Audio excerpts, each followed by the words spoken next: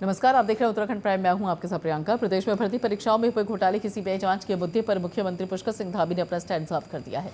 धामी ने कहा कि वो सीबीआई जांच के खिलाफ नहीं है और वर्तमान भर्ती पूरी हो जाएगी। मौजूदा कैलेंडर की भर्तियां होने के बाद मामला सीबीआई को दे दिया जाएगा, लेकिन यदि अभी सीबीआई जांच शुरू करा दी तो फिर भर्ती प्रक्रिया रुक जाएगी। सीएम धामी ने कहा कि विपक्ष इस मुद्दे पर युवाओं को भड़काकर उन्हें सड़क पर लाने की कोशिशों में जुटा हुआ है।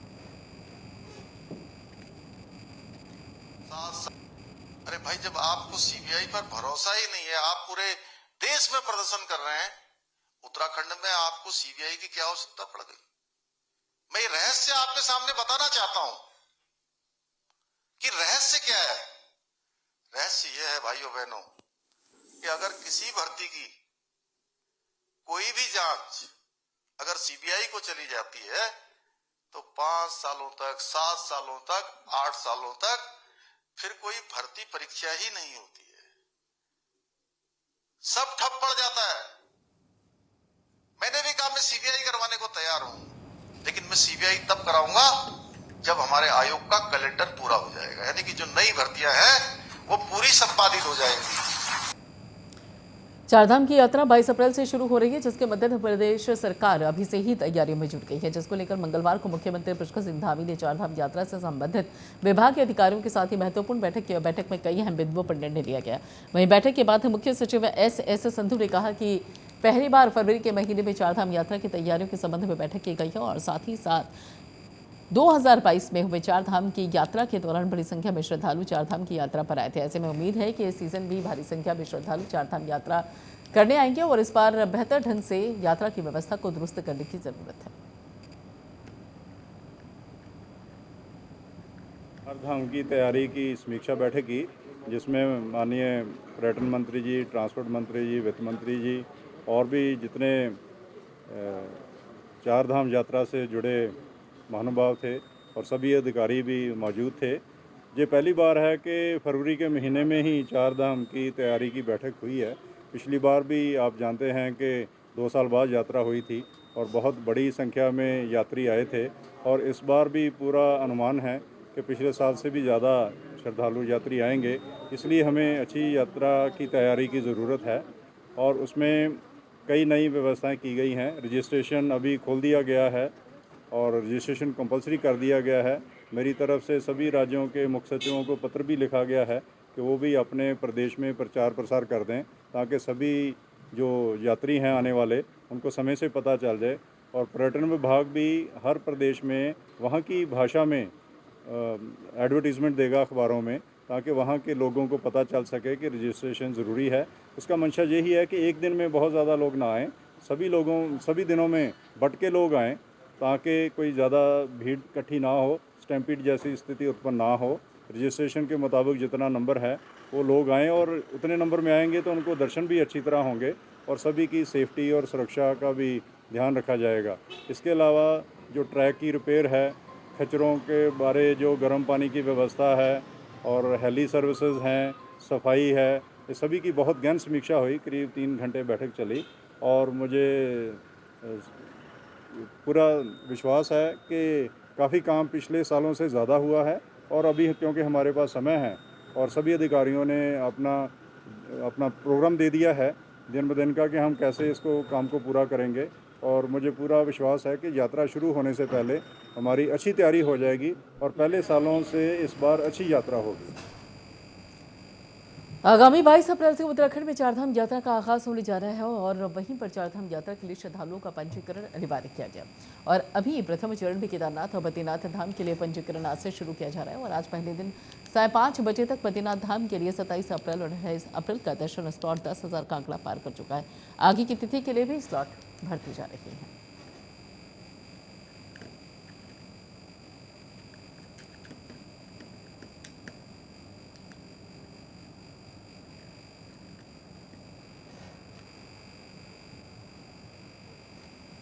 देहरादून में परेड ग्राउंड स्थित नवनिर्मित बहुउद्देशीय हॉल में कबड्डी टूर्नामेंट 2022 और 23 का शुभारंभ हुआ। खेल मंत्री रेखा आर्य ने 5 दिवसीय प्रतियोगिता का दीप प्रज्वलित कर शुभारंभ किया।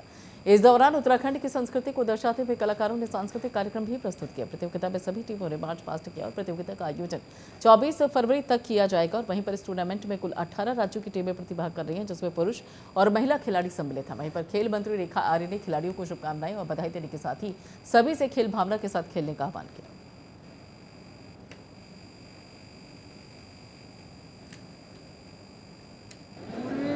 देश भर में अपने लगभग 18 प्रदेशों के कर्मचारीगण आज कबड्डी के खेल के रूप में प्रतिभागी के रूप में देवभूमि उत्तराखंड में पहुँचे हैं। निश्चित रूप से उत्तराखंड राज्य बनने के बाद से पहली बार इसकी मेजबानी और एक नए उत्साह के साथ में आज ये प्रतियोगिताएं जो है उसका शुभारंभ किया जा रहा है। मैं मानती हूँ कि इस प्रकार के आयोजन से निश्चित रूप से उत्तराखंड के सामर्थ्य को भी देखने का मौका मिलता है, उत्तराखंड की संस्कृति को देखने का भी मौका मिलता है और साथ साथ में जो हम लोग इंटीग्रेटेड भारत की बात करते हैं तो एक खेल आईडी घुमाना भारत को जोड़ने का काम करता है। तो आज के इस प्रतियोगिताओं में 18 राज्यों से आए सभी प्रतिभागी जो है आज कबड्डी, जो कि एक समय में जो है बहुत ही महत्वपूर्ण खेल के रूप में हमारे खिलाड़ी जो है देश का नाम रोशन किया करते थे, आज वो किसी न किसी प्रकार से हमारे कर्मचारियों में भी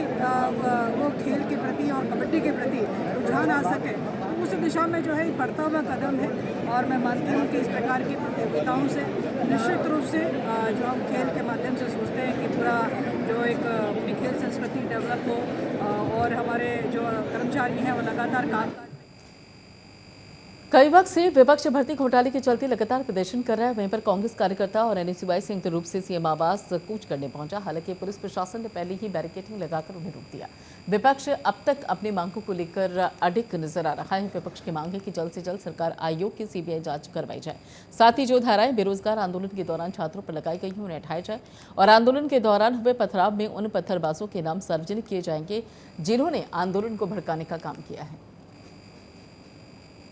कैसे ऐसे होगा भाई? सीबीआई जांच करे, सीबीआई जांच करके उनको पकड़े जिन्होंने ये दोष किया है। हम परीक्षाएं बाधित करने के लिए थोड़ी बोल रहे हैं। मुख्यमंत्री जी इस बात को अपना कवच बनाना चाहते हैं। मुख्यमंत्री जी इस बात पे एक झूठा कवच बनाना चाहते हैं। हम परीक्षाओं को बाधित करने की बात नहीं कर रहे हैं। हम समयबद्ध तरीके से परीक्षाएं संचालित हों इसके पक्षधर हैं। पर हमारा ये कहना है कि सीबीआई जांच के आदेश होंगे तो युवाओं का सरकार पर, इस परीक्षा पर भरोसा बढ़ेगा, प्रदेश का सरकार पर भरोसा बढ़ेगा और देश का इस उत्तराखंड पर भरोसा बढ़ेगा। इसके लिए आवश्यक है कि सीबीआई जांच हो, परीक्षाओं के कार्यक्रम बाधित न हो, परीक्षाएं निर्धारित कार्यक्रम के अनुसार चलें। लेकिन जो लोग परीक्षा कराते हैं उन लोगों को डर रहेगा कि एक तरफ जांच चल रही है तो पारदर्शी तरीके से और भी पारदर्शी तरीके से इस परीक्षा को आयोजित करेंगे जो भविष्य में होने वाली है। जांच करोगे जब तुमने सारे गड़बड़ वाले काम करवा दिए है? तो लड़कों का यही तो कहना है कि साहब पर्चे लीक हो गए हैं, पूरा क्वेश्चन बैंक लीक है, बड़े बड़े लोग जिनके ऊपर इन परीक्षाओं को कंडक्ट कराने की जिम्मेदारी थी, परीक्षा नियंत्रक से लेकर के सेक्शन ऑफिसर तक, सब जो है इसकी चपेट में आ गए हैं और खुलेआम चर्चाएं हो रही हैं इन पेपर्स आदि को लेकर के, इनके लीकेज को लेकर के बड़े बड़े लोग इसमें इन्वॉल्व हैं। इसलिए इन सारी परीक्षाओं को आप तब तक के लिए रोकिए जब तक आप सारे तंत्र को, सारे पब्लिक सर्विस कमीशन को ओवरऑल नहीं कर देते, उसको व्यवस्थित नहीं कर देते। एक बार लड़कों को विश्वास हो जाएगा कि अब जो परीक्षाएं होंगी वो निष्पक्ष होंगी और स्वस्थ परीक्षाएं होंगी, तो लड़कों को क्या एतराज़ होना हो रहा है? उनके लिए सीबीआई और कोई और जांच क्या महत्व रखती है।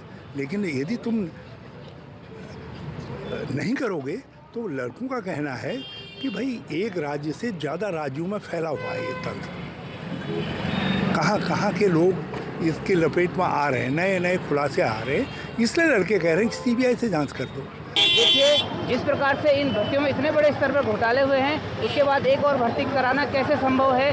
कैसे हम मान सकते हैं कि उस भर्ती में बिना किसी घोटाले के भर्तियां हो रही हैं? तो पहले तो जब से उत्तराखंड बना सभी भर्तियों की सीबीआई जांच सरकार को निष्पक्ष रूप से करानी चाहिए। और हम ये भी मांग कर रहे हैं कि यदि सरकार सीबीआई जांच कराने में नाकाम है तो सरकार, इसका मतलब कहीं ना कहीं इसके पीछे सफेद पोस्ट लोग हैं, इसके पीछे जो अधिकारी हैं, जो सरकार के चहीते अधिकारी हैं, उनके हाथ मिले हुए हैं। हम सरकार उनको कहीं ना कहीं बचाना चाहती है। उधर रुड़की में भीषण अग्निकांड में 2 बच्चों और 2 बड़ों सहित 4 लोगों की मौत हो गई है, जिसके बाद स्थानीय लोगों के साथ साथ वहां से गुजर रहे ग्रामीणों ने इस भीषण आग से 2 घायलों सहित 4 शवों को बाहर निकाला। पटाखों के गोदाम में आग लगने से 4 लोगों की मौत के साथ ही 2 अभी भी घायल हैं, जिनका इलाज किया जा रहा है। वहीं इस घटना से लाखों रुपए का नुकसान होने की आशंका जताई जा रही है। वहीं पुलिस अभी पूरे मामले की गंभीरता से जाँच करने में जुटी हुई है। सर, मैं यहाँ पे मच्छी मोहल्ले पे बिजली का बिल जमा करने के लिए आया था। यहाँ पे भीड़ थी तो मेरा एक दोस्त कलियर ठेकेदार, वो बीमार था, नाक से नक्की चल रही थी, तो मैं उसके पास जा रहा था यहाँ पे निकल के। तो यहाँ जैसे मैं घूमा, जहाँ ये महिला है, यहाँ पे धमाका हुआ बहुत ज़बरदस्त, जिसमें मैं भी गिर गया नीचे। गिरने के बाद मैं होपलेस हो गया। अब ये नहीं पता है कि तगड़ा सा लड़का कौन था जी, उसको मैं ना खींचा, उसका मुँह भी छिल गया, जो रगड़ा लग के सड़क पे उसका छिल गया मुँह। तो इधर से एक महिला आई, वो बोल रही है मेरे बच्चे। तो मेरे दिमाग में बैठ गई ना भाई, इसमें आदमी होंगे अंदर। और तो मैं अंडे वाले के पास गया, भाई साहब के पास। भाई साहब अंडे वाले कहने लगे ना कि जी कोई रास्ता हैगा ऊपर जाने के लिए। मैं उनको बोला अंडे वाले को। तो इधर को जो मैं घूम के आया बैक साइड से, तो उन्होंने कहा 4 इंची की दीवार है। ये फायर ब्रिगेड वाले थे बेचारे, भाई साहब दुर्गा थे शायद में, बहुत अच्छा काम किया उन्होंने मेरे साथ लग के। उन्होंने मुझे भी बहुत हौसला दिया ना, बेटा शाबाश, ये भी मुझे बात बोली है उसने। तो मैं भी थे भाई साहब और मैं भी थे, सिर्फ 2 ही बंदे थे हम उस टाइम। तो दीवार तोड़ के मैं अंदर घुस गया, तो देखा अंदर बहुत पटाखे और आग जल रही है। तो पड़ोसियों से पानी मांगा मैंने, भाई बाल्टी में पानी दे दो मुझे, मैं उसको बुझा दूँगा। तो जैसे पानी डालते चला गया, मैं अंदर घुसता चला गया। बल्कि कुछ जगह मेरे पटाखे यहाँ पे भी लगे हैं, ये भी है, ये है, चोट लगी है। मतलब है बहुत कम है, कुछ नहीं है इससे। तो अंदर देखा तो एक बॉडी पड़ी है, उसके आगे देखा फिर और पड़ी है। तो तकरीबन 4 थे, एक उसमें जो जिंदा था। सबसे पहले जिंदे वाले को निकाला मैंने, तो उसके बाद मैंने बाहर निकाल के मैं बाहर आ गया। मुझे सांस लेने में बहुत दिक्कत हुई। फिर मैंने पड़ोसी से पीने के लिए पानी मांगा, पानी दे दिया इनके। पता नहीं किसका घर था, मैं नहीं जानता। मैं अंदर चला गया घर में बिना पूछे ही, मैं पानी पी के बाहर आ गया था।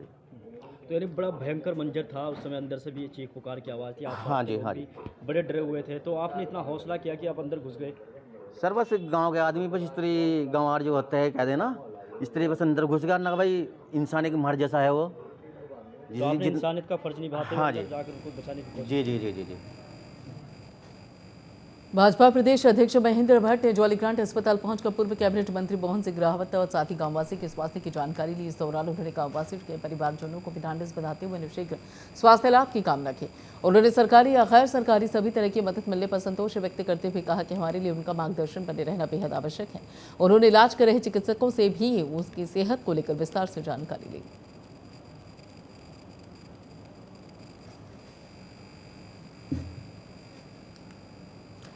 एआईसीसी की सूची में नाम न होने के चलते कांग्रेस के कई नेता नाराजगी जाहिर कर चुके हैं, तो वहीं पर प्रीतम सिंह ने भी प्रदेश प्रभारी देवेंद्र यादव को कटघरे में लाकर खड़ा कर दिया।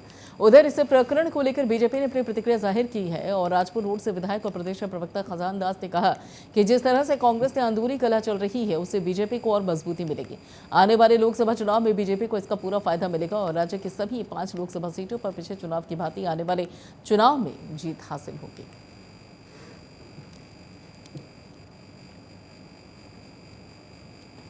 देखिए, कुल मिलाकर के अगर कहा जा सकता है तो कांग्रेस पार्टी का आंतरिक मामला है। किसको उन्होंने सूची में रखा है, किसको सूचीबद्ध नहीं किया है, ये उनके ऊपर डिपेंड करता है। किंतु कुल मिलाकर के जो मैसेज गया वो भारतीय जनता पार्टी इससे और मजबूत होगी। जिस तरह से उन्होंने अपने आप ही स्टेटमेंट दे रहे हैं, उनके नेता लोग जो कह रहे हैं, जैसे कि मदन बिष्ट जी का, माननीय विधायक जी का बयान जो पड़ा है, उन्होंने कहा कि वही जिता लेंगे। तो वही जिता लेंगे मतलब इसका मतलब है कि भारतीय जनता पार्टी के कार्यकर्ताओं का मनोबल भी बढ़ेगा। और जनता सब जानती है कांग्रेस कहीं नहीं टिक पा रही है आने वाले समय में। अभी चाहे नगर निकाय का चुनाव हो और चाहे आने वाले 24 में चाहे अपने लोकसभा के चुनाव, इसमें भारतीय जनता पार्टी उभर करके आई है। और भारतीय जनता पार्टी का एक इतिहास भी रहा है कुल मिलाकर के कि जो ये 5 सीटें उत्तराखंड में भारतीय जनता पार्टी की जोड़ी में जाएगी। प्रदेश के कांग्रेस के प्रवक्ता और पूर्व दर्जा राज्य मंत्री डॉक्टर गणेश उपाध्याय ने परिवहन विभाग के अंतर्गत गाड़ियों की फिटनेस हेतु संचालित स्वचालित परीक्षण को केंद्र भाजपा सरकार का दलाली का नया अड्डा बताया। प्रेस कॉन्फ्रेंस के जारी उन्होंने कहा है कि ट्रांसपोर्टर्स और आम आदमी और साथ ही ट्रांसपोर्ट व्यवसायी से गाड़ियों की फिटनेस के नाम पर खुलेआम प्रतिदिन लाखों रुपए की अवैध वसूली की जा रही है और माननीय हाईकोर्ट के आदेशों का मजाक बनना तो भाजपा सरकार की पुरानी नीति रही है और उसके लिए जल्द ही माननीय हाईकोर्ट में अवमानना याचिका दायर करते हुए ट्रांसपोर्ट व्यवसायियों को न्याय दिलाने का प्रयास करेंगे। दूसरी ओर उन्होंने मुख्यमंत्री से मांग की है कि अवैध वसूली के इन अड्डों को तुरंत बंद करवाया जाए। उधम सिंह नगर गणेश उपाध्याय ने भाजपा पर साधा निशाना और स्वचालित परीक्षण केंद्र पर साधा निशाना गाड़ियों के फिटनेस के नाम पर अवैध वसूली का आरोप लगाया। नवंबर 2022 को भारत सरकार ने जितने भी स्टेट हैं उन स्टेटों में एक निर्देश जारी किए थे परिवहन विभाग के कि जितने भी ज़िले हैं आपके उसमें AFC ऑटोमेटिक फिटनेस सेंटर खोले जाएं और जो पहले आपके सिस्टम था उसमें ये खुलने से 4 से लेकर 8 गुना लोगों को लूटने का अड्डा बना दिया है। और मैं आपको बता दूं भारत सरकार के ऑर्डर को हाईकोर्ट की खंडपीठ ने रोक लगा रखी, उसके बावजूद भी खोला जा रहा है। इससे बड़ा दुर्भाग्य क्या हो सकता है।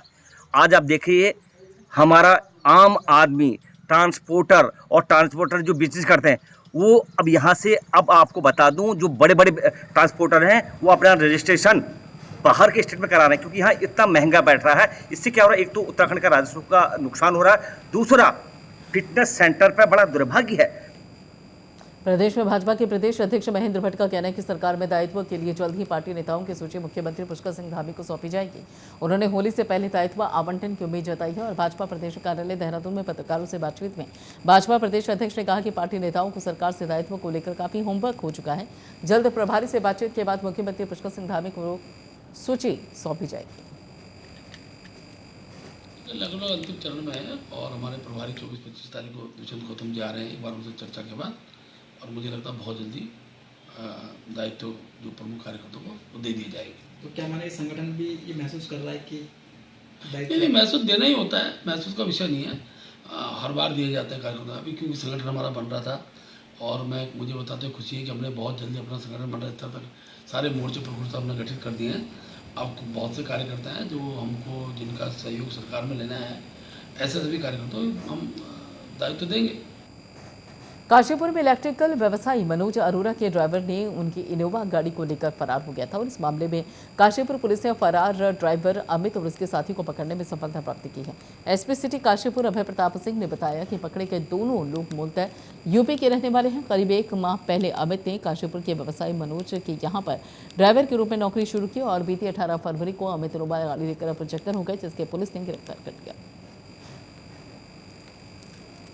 मिस्टर अरोड़ा हैं और इन्होंने 1 महीना पहले एक ड्राइवर रखा था अमित कुमार नाम का और जो उसने अपने डॉक्यूमेंट दिए थे आधार और अन्य ID वगैरह, तो इन्होंने वेरिफिकेशन भी नहीं कराए थे। इनकी मिसेज को लेकर के वो प्रिया माल गया, जब वो अंदर चली गई कुछ सामान शॉपिंग करने के लिए तो वो वहाँ पार्किंग से लेकर के चला गया। इन्होंने तत्काल पुलिस को सूचना दी, इसको हमने गंभीरता से लिया और चौकी इंचार्ज जो हमारे बासपुरान है और सब इंस्पेक्टर देवेंद्र परिवार के नेतृत्व में एक टीम बनाई।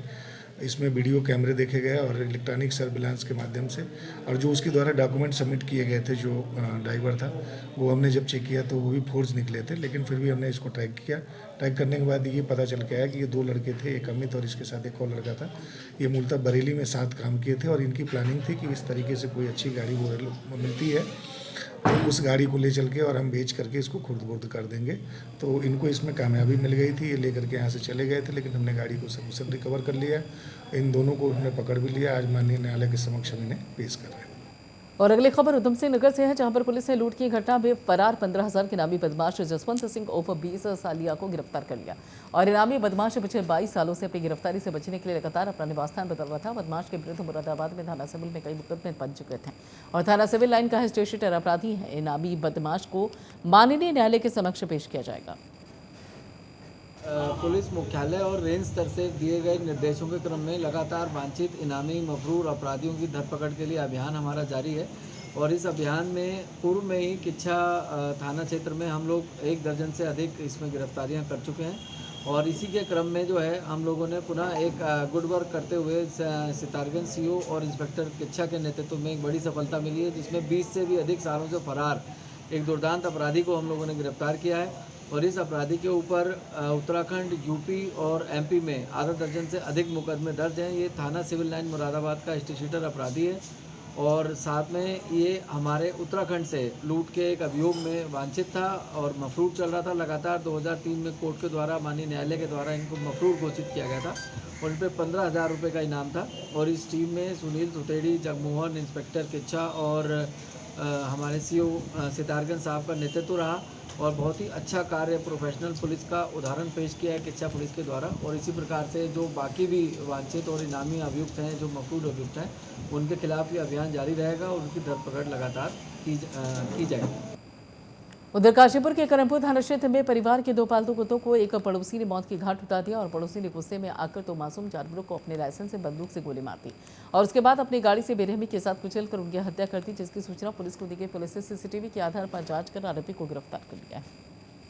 देखिए, कुंडा थाना क्षेत्र का मामला है। पन्नू भाम है वहाँ पे ये 2 पड़ोसी हैं, अवतार सिंह और बूटा सिंह। बूटा सिंह जी के वहाँ 2 पालतू कुत्ते थे।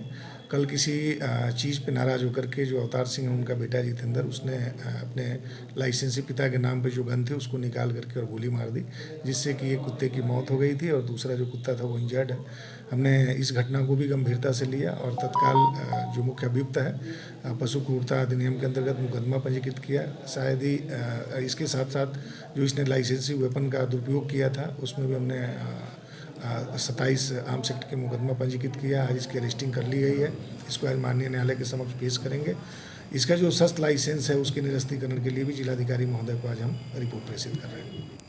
नगर पंचायत और पुलिस प्रशासन की संयुक्त टीम ने दिनेशपुर नगर क्षेत्र में अतिक्रमण को हटाया और इस दौरान क्षेत्र में अफरा तफरी का माहौल देखने को मिला है। नगर पंचायत अधिशासी अधिकारी सरोज गौतम ने बताया कि नगर पंचायत के अंतर्गत दुकानदारों ने अपनी दुकान का सामान फुटपाथ पर रखकर अतिक्रमण कर रखा था और इस दौरान कई लोगों के चालान भी काटे गए।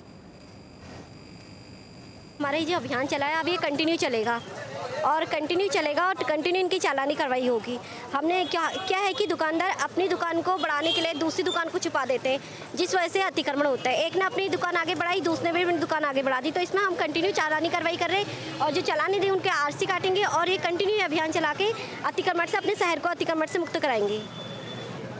आज लगभग हमारा जो भी चालान अभी चल ही रहा है, अभी बता नहीं सकते एग्जैक्टली कितना हुआ है क्योंकि ये कंटिन्यू चल रहा है। अभी जब पूरा प्रॉपर हो जाएगा उसके बाद हम आपको बताएंगे कि आज हमने कितने चालानी कार्रवाई, कितने लोगों के कितने के चालान काटे हैं। आज जैसे कि हमारे पुलिस मुख्यालय से निर्देश हमें आए हुए हैं और वरिष्ठ पुलिस अधीक्षक महोदय उधम सिंह नगर महोदय द्वारा हमें अतिक्रमण पे कार्रवाई करने हेतु निर्देशित किया गया है। उसी के क्रम में हमारे द्वारा श्रीमान अपने एसडीएम साहब को भी एक पत्राचार किया गया था और ईओ साहब को भी करा था। तो उसमें ये निर्णय निकला कि जो भी ये अतिक्रमण हो रखा है इसको तत्काल हटाया जाएगा। तो उसी में आज ये प्रथम कार्रवाई की जा रही है। इसमें हमारे द्वारा होल्डिंग हटाई गई और बाहर जितने भी अतिक्रमण हुआ था उसको हटाया गया और कुछ लोगों के चालान भी करे हैं जिन्होंने बाहर लगाया हुआ था। और ये अतिक्रमण की कार्रवाई जो की गई है इसे हटाने की मुहिम लगातार जारी रहेगी। लालकुआ कोतवाली पुलिस ने मुखबिर की सूचना पर एक चरस तस्कर को गिरफ्तार किया है। गिरफ्तार तस्कर के पास से 1 किलो 390 ग्राम चरस और साथ ही 1 लाख की नकदी और मोबाइल बरामद हुआ। पुलिस ने आरोपी के खिलाफ एनडीपीएस एक्ट के तहत मुकदमा दर्ज कर न्यायालय में पेश किया है। अवैध काम जैसे कि चरस बेचना, स्नैक बेचना, इस तरह के कामों में संलिप्त थे तो वो पहले से ही पुलिस की रडार पे थे। उनमें से कुछ के खिलाफ पहले ही कार्रवाई की जा चुकी है और उसी क्रम में जो ये अभियुक्त था आपका राजेंद्र सिंह बोरा जो गांधीनगर का रहने वाला है, तो इसके खिलाफ कार्रवाई की गई और ये टीम के काफ़ी टाइम से रडार पे था और इसके जो है पास से 1 किलो 390 ग्राम चरस जो कि वाणिज्यिक मात्रा में है वो पकड़ी गई और लगभग जो है 1,03,000 कैश भी हमें बरामद हुआ है। तो इससे पता चलता है कि ये काफ़ी टाइम से जो है चरस के बिजनेस में था, खरीदने और बेचने में, और जो लोग इससे खरीदते थे और जो लोग इसको बेचते थे हम लोग उनकी भी इन्वेस्टिगेशन कर रहे हैं। और जो लालकुआ पुलिस है उसने पूरी मेहनत करके जो है इसको रंगे हाथों चरस और पैसे के साथ पकड़ा है, जिसमें कप्तान साहब की तरफ से भी पूरी टीम को 5,000 रुपये का इनाम घोषित किया है। लालकुआ पुलिस जो है आगे भी इस तरह के अपराधियों के खिलाफ कार्रवाई करती रहेगी। चलिए फिलहाल इस बुलेटिन में तय बाकी खबरों के लिए आप जुड़ी रहिए प्राइम न्यूज़ के साथ।